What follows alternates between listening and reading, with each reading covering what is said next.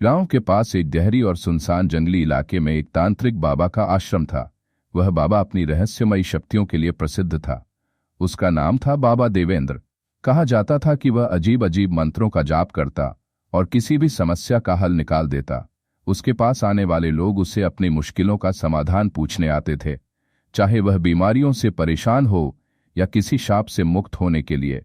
एक दिन गांव के एक छोटे से लड़के सन्नी को बहुत ही खतरनाक बीमारी हो गई। वह दिन ब दिन कमजोर होता जा रहा था और उसकी हालत इतनी बिगड़ गई थी कि गांव के डॉक्टर भी उसकी मदद नहीं कर पाए। सन्नी के माता पिता ने सोचा कि अब एक ही रास्ता है, तांत्रिक बाबा के पास जाना। वे दोनों सन्नी को लेकर बाबा देवेंद्र के आश्रम में पहुंच गए।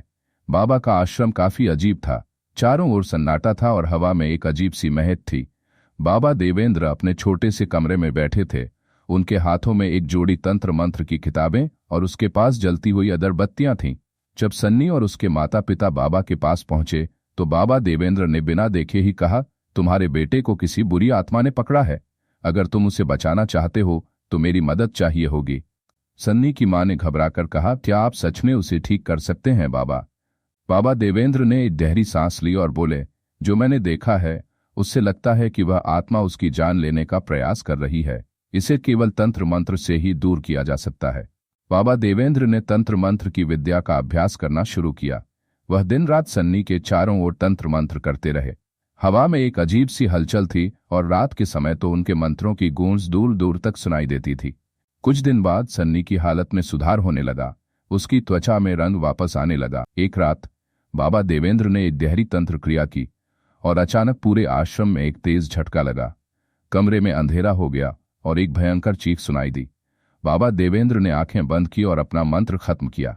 तभी अचानक कमरे की हवा शांत हो गई और सन्नी की मां ने देखा कि उनके बेटे की हालत पूरी तरह से ठीक हो चुकी थी।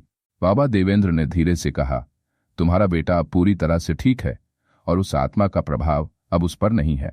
सन्नी के माता पिता खुशी से बाबा का आभार व्यक्त करने लगे, लेकिन बाबा देवेंद्र ने उन्हें समझाया, ध्यान रखना, इस दुनिया में बहुत सी शक्तियां हैं जो हमें समझ में नहीं आती। तंत्र मंत्र का इस्तेमाल केवल जरूरत के वक्त करना चाहिए, क्योंकि इससे जो ऊर्जा जुड़ी होती है वह कभी कभी हमें नुकसान भी पहुंचा सकती है। सन्नी और उसके माता पिता बाबा के पास से लौटे और गांव में यह कहानी फैल रही।